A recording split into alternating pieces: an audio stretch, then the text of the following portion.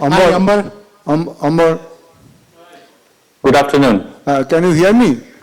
I can. I'm Dr. Guru Prasad Bhattacharya from Howrah Town Diabetes Society, and I will welcome you to the online dais.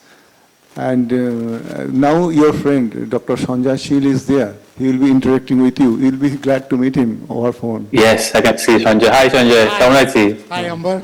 Okay. It's a long time back. Long time, yes. Good to see you again virtually. Yeah, met you, I think so, again.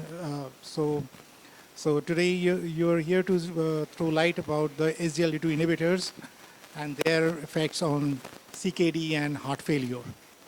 That's right. So there are numerous studies on all. So we have the EMPIRIC study, the DAPA heart failure study, the DAPA CKD study, HEMPA CKD. So the podium is yours. Just move on. Thank you. So I would like to share my screen. Recording in progress.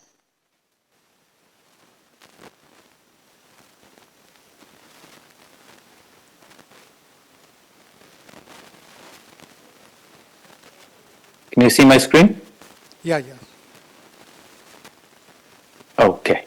So good afternoon, Chair, and good afternoon, ladies and gentlemen. Thank you for giving me the opportunity to speak to you regarding on this topic.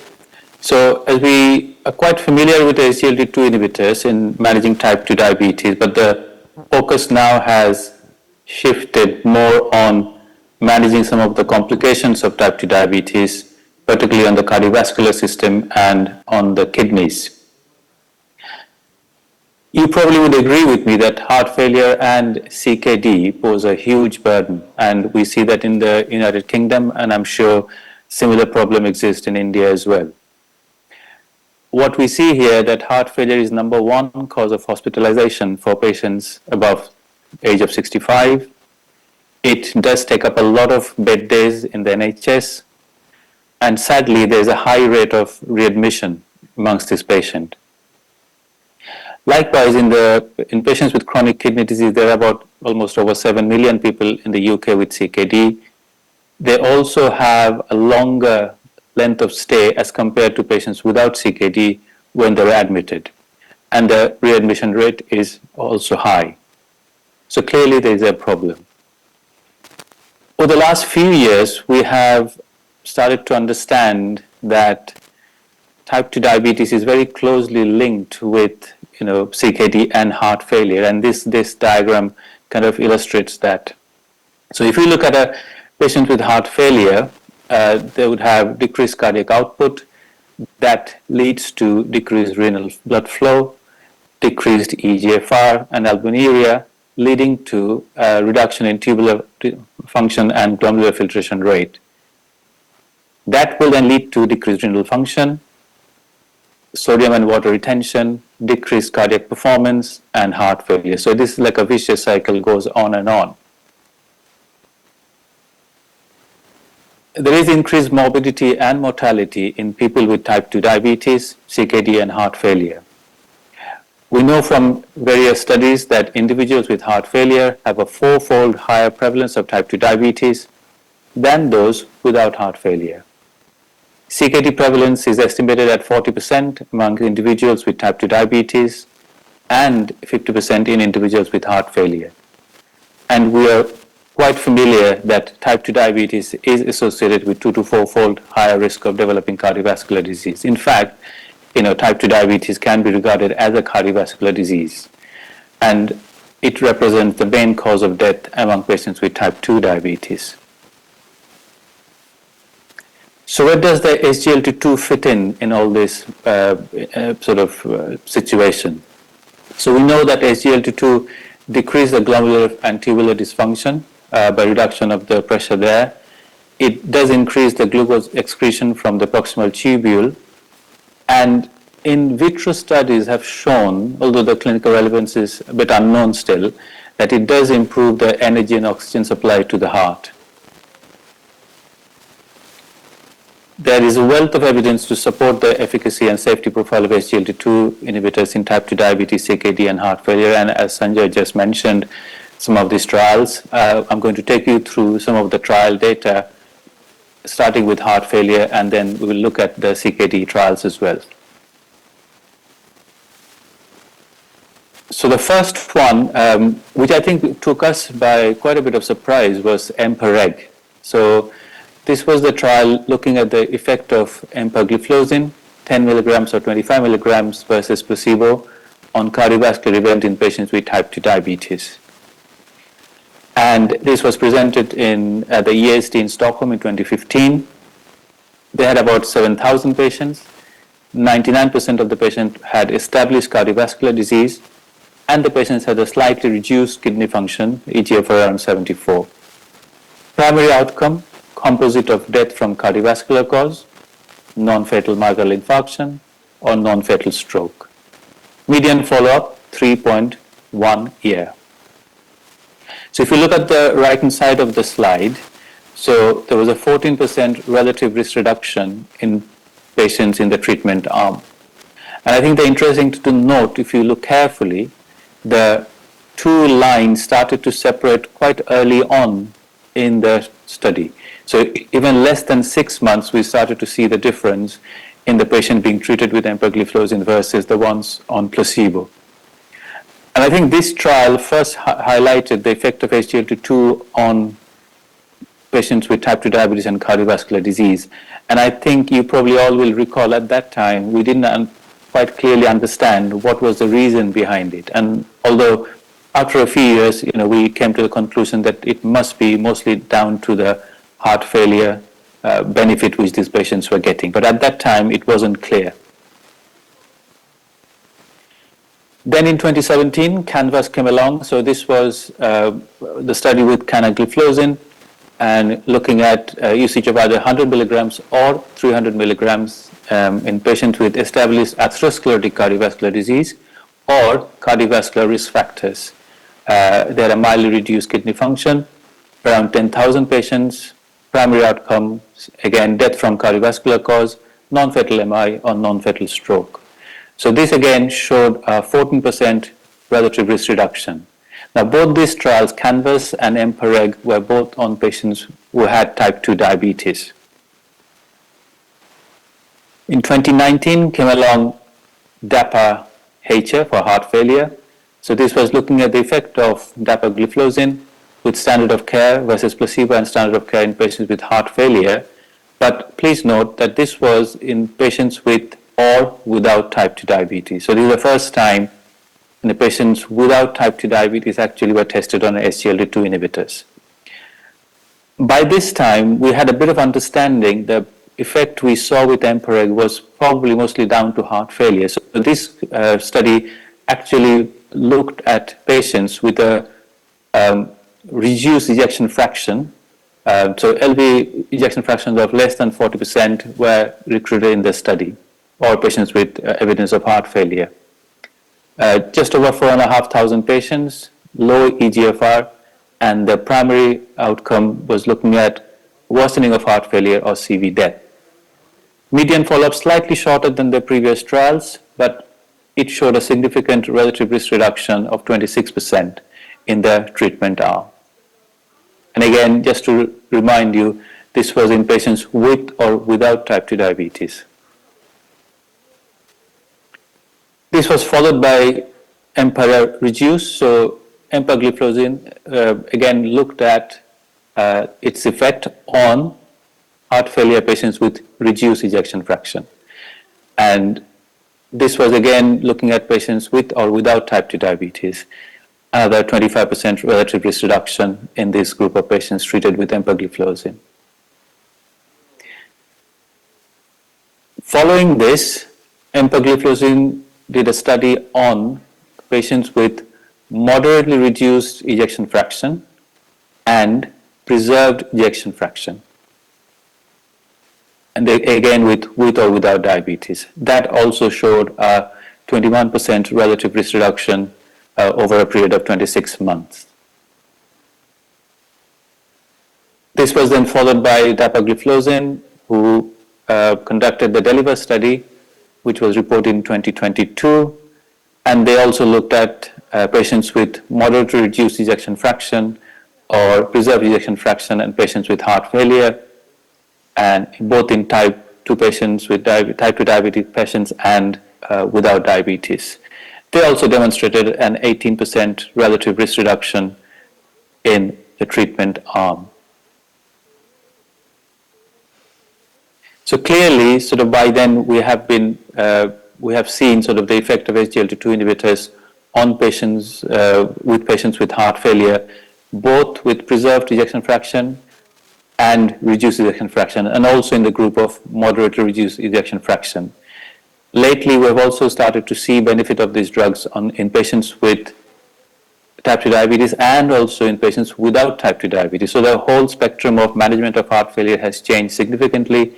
And if there are colleagues in the audience who are cardiologists, will know that how SGLT2 inhibitors such as dapagliflozin and empagliflozin have been incorporated in the treatment pathway for heart failure without type 2 diabetes.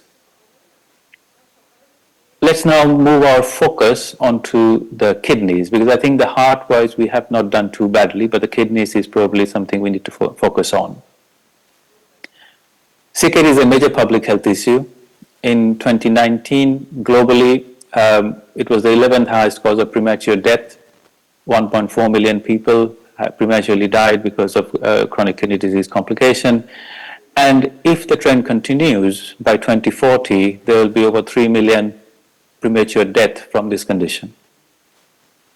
In the UK, it is a major economic burden. £7 billion annually is required to manage CKD. And if we look at the complications from type 2 diabetes and the proportion of among the patients, CKD constitutes about 36%, so much more than your heart failure complications or peripheral arterial disease or myocardial infarction or stroke. So it's a real problem and the numbers are very high. The prevalence of CKD in the UK has grown. I mean, partly it has been due to increased awareness in primary care to do more testing in urine dipstick and doing annual screening. So previously there were a group of patients who were not picked up. We are picking them up now, but the numbers are going up at a significant rate. The most important message, if I could pass on, is to recognize the decline in renal function, and this probably will be happening in primary care, because by the time the patients are referred to secondary care, it's too late, or specialist care, it's a bit too late. We need to do things early. People with CKD are more likely to die prematurely than progress to end-stage renal disease, and sadly we see that CV mortality is significantly higher in patients with CKD, and it also increases the all-cause mortality. However, there's a bit of good news, because early intervention definitely has got benefit. So in this slide, what we're looking at, if we're going to intervene at an EGF around 75, it can delay the progression to end-stage renal disease as compared to no intervention, and that duration could be as high as a decade. So you could delay the progression of renal disease to end-stage renal disease by 10 years. So it's a significant one to remember. So what about the CKD trials and SGLT2 inhibitors? The first one, which was done, was with canagliflozin, credence in 2019. So it looked at the effect of once daily canagliflozin, 100 milligrams daily, versus placebo on renal outcomes in patients with type 2 diabetes and albuminuric CKD. Around 4,500 patients, mean eGFR 56, and primary outcome composite end-stage CKD or doubling of serum creatinine or renal or CV death. Median follow-up 2.62 years. And the graph on the right-hand side shows there has been a relative risk reduction in the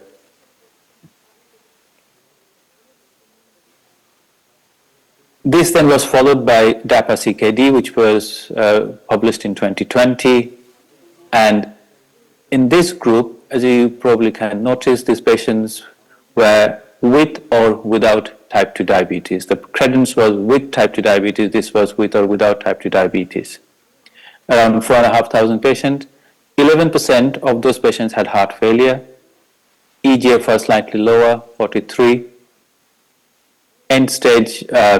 primary outcome, first occurrence of composite outcome of sustained over 50% reduction or decline in EGFR, or end-stage kidney disease, or renal or CV death.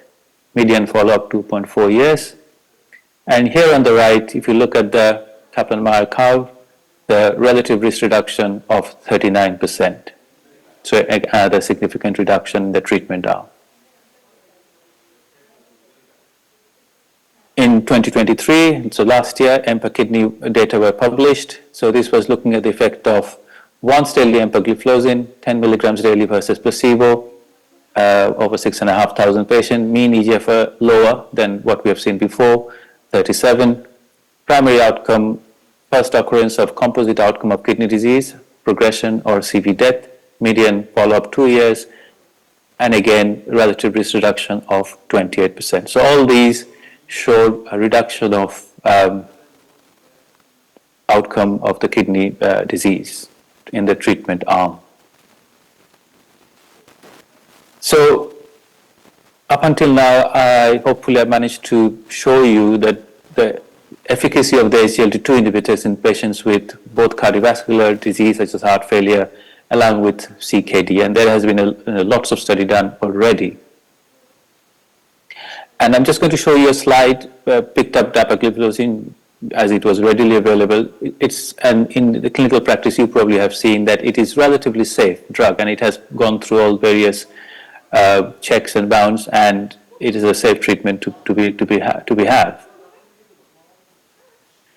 And national and international guidelines have actually taken this on board. And if you look at all these guidelines, which many of you will be well aware of, in the UK, we look at NICE guidelines, but ADA, ESD, European Society of Cardiology, to name a few, have all incorporated SGLT2 inhibitors in the treatment pathways for management of type 2 diabetes, focusing predominantly on cardiovascular disease and kidney disease. Now, if you look at the evolution of management of CKD, so, when probably many of us were, thinking of going into medical school, that's when ACE inhibitors and ARBs were sort of being introduced. Fast forward to 2020, SGLT2 inhibitors have come along. So what we need to think about, have we changed our practice adequately to manage the CKD in patients with type 2 diabetes or without type 2 diabetes? All the national and international guidelines are suggesting this. So if you look at NICE guideline, it's say dapagliflozin is recommended as an option for treating CKD in adults only if is an add-on therapy to ACE inhibitors and ARBs and people with EGFR. So it's interesting to look at the EGFR, because if you remember when SGLT2 first came into being, we could only prescribe it if the EGFR was greater than 60. But now that has changed dramatically. 25 onwards it can be prescribed, and they have type 2 diabetes and a raised albumin-creatinine ratio. So NICE is slightly restrictive in that way. However, the UK kidney associations are promoting usage of SGLT2 inhibitors in patients with or without heart failure. And if you look at the international one, the KDIGO clinical practice guidelines, so they are recommending SGLT2 inhibitors for treating patients with type 2 diabetes, CKD, and EGFR of greater than 20. They have been recommended for patients with CKD and heart failure with EGFR of greater than 20 and UACR of greater than 200. And they're also suggesting use of SGLT2 inhibitors for treating adults with EGFR 20 to 45 with a UACR less than 200. So, various guidelines are quite, we're promoting the use of SGLT2 inhibitors not for management of type 2 diabetes alone, but also to look at these complications and introducing them earlier on over and above other medications which might be available to yourselves. Sadly though, if you look at the pickup rate or usage of SGLT2 inhibitors in various groups of patients, the real world figures are not that brilliant, particularly if I could draw your attention to this group in a CKD without type 2 diabetes cohort. I mean, it's very few people, hardly any, are getting SGLT2 inhibitors. So although most of us are in the audience probably are diabetologists, so that one is slightly getting better, but this is probably our nephrology colleagues will be considering more in the future usage of these drugs. So in summary, ladies and gentlemen, and Mr. Chair, the importance of SGLT2 inhibitors in people with type 2 diabetes, CKD and heart failure. So what I have demonstrated so far, the interplay between type 2 diabetes, CKD and heart failure. The presence of these increases morbidity and mortality in this group. SGLT2 inhibitors is not just a glucose lowering agent. It has got significant benefit in management of renal and cardiac outcomes. We have seen in all these trials. It is efficacious because all these trials have shown a significant reduction both in heart failure incidence and also renal outcome. It's well established and safe and generally well tolerated. And lastly, sort of most of the national and international guidelines have incorporated SGLT2 inhibitors in management of type 2 diabetes in patients with CKD and heart failure.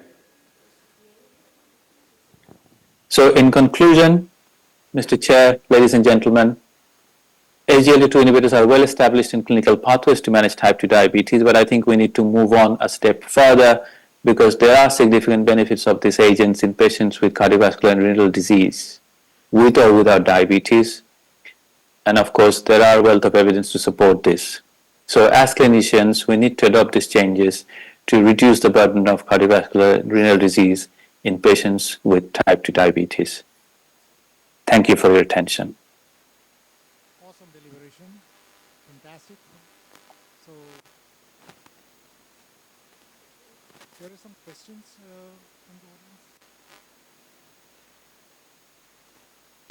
audience. Dr. Basu, in a DAPA CKD trial, so what is driving the reduction in mortality? It's not the cardiovascular mortality reduction.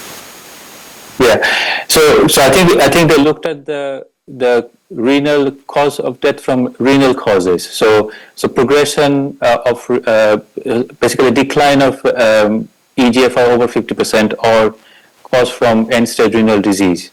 So it was the renal death they were concentrating on, not the cardiac cause. So was it the renal death or the reduction in the infection and malignancy, which was the driver of reduction in total mortality? I think from my recollection, it was the renal cause of death. It was not the other ones, I don't think.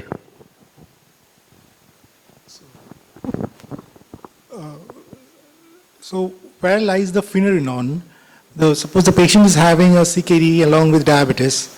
So the drug we actually prefer is the finerenone, so that the patient does not go to heart failure, or we just have the incidence of heart failure decreases to those patients. So now the SGLT2 inhibitors, they have effect on preserved and reduced ejection fraction, heart failure with preserved and reduced ejection fraction. So which one to choose? Yeah, I think sort of in the UK, what we do is if the patients with heart failure, I think SGLT2 comes before finerenone. So the guidelines suggest use a maximum tolerated dose of ACE inhibitors or ARB plus SGLT2, and after that comes finerenone. So that's where they have placed it in NICE. And the semaglutide? Yeah, I think sort of.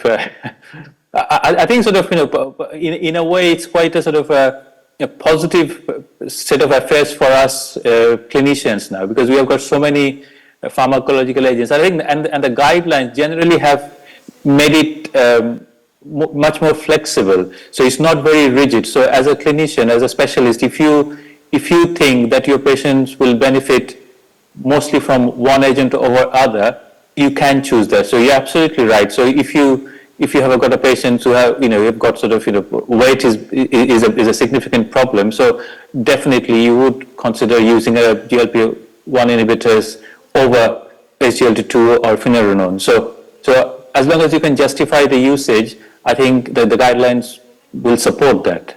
What do you think? Yeah, of course. And what do you think about all the pleiotropic effects of the GLP-1 agonist and the SGLT2 inhibitors which we are coming across?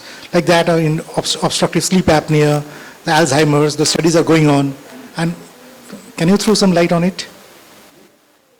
I think sort of it's a very exciting time. I mean, because for many years, I mean, I'm just talking about the weight alone now, the weight issue without diabetes. For many years, we didn't have an effective agent. And now with the advent of, say, tirzepatide and sort of high-end semaglutide, the whole landscape is changed dramatically. So, just treatment of obesity will reduce the incidence of diabetes, reduce the incidence of sleep apnea, reduce the comorbidity, say, arthritis and all sorts.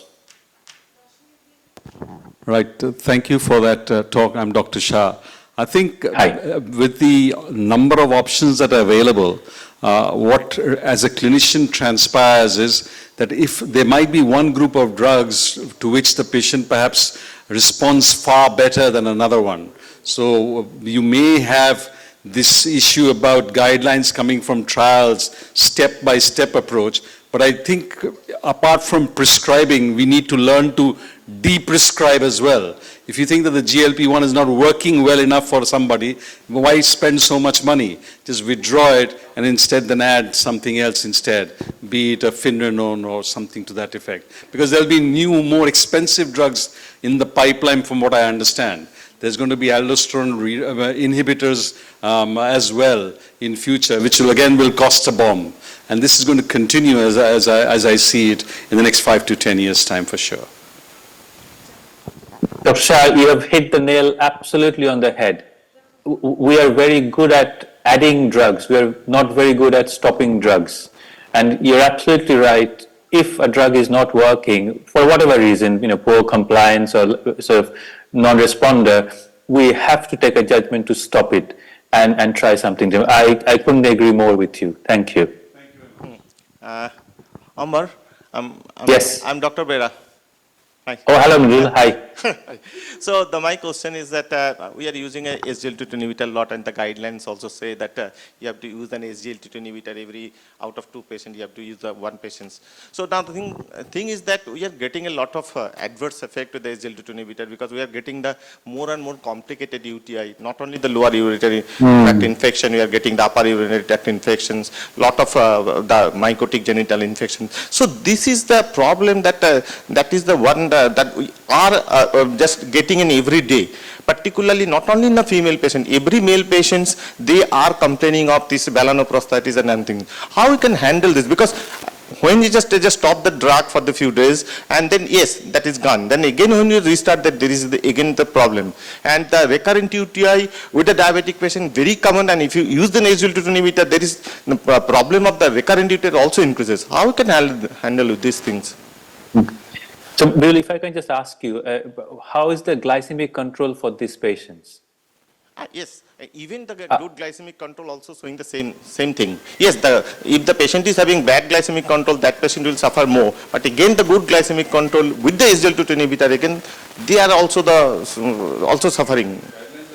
Yeah, I think sort of, if they're having multiple UTIs and complicated UTIs, there's no other option but to stop it. And thankfully now we have got lots of other options, So if you are, as sort of Sanjay was mentioning, so if you are thinking of using this as an adjunct to treat heart failure, then you now can choose finerenone instead of this one and choose a different agent for glycemic control. Think about a GLP-1 receptor agonist instead if weight is a problem.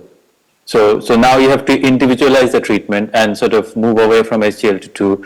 Yes, it is good, but of course, if it is not good for that particular patient, then we have to individualize the treatment and kind of do a bespoke treatment plan for that particular patient. Okay, thank you. Thank you, Sanjay. Hello, Jayati Bhattacharya. Oh, good morning, good afternoon. হ্যাঁ, good afternoon. এর পরের বারে এলে অবশ্যই দেখা করবেন, 3টে court জমা গেল। এইবারে দেখা করতে বললে অবশ্যই ফোন করবেন। সঞ্জয় দেখা করলেও হবে, আমরা কোনো একটা জায়গায় দেখা করে নেব। 3টে কোর্ট জমা আছে কিন্তু। ওকে, বাই। ঠিক আছে, থ্যাংক ইউ। Thank you.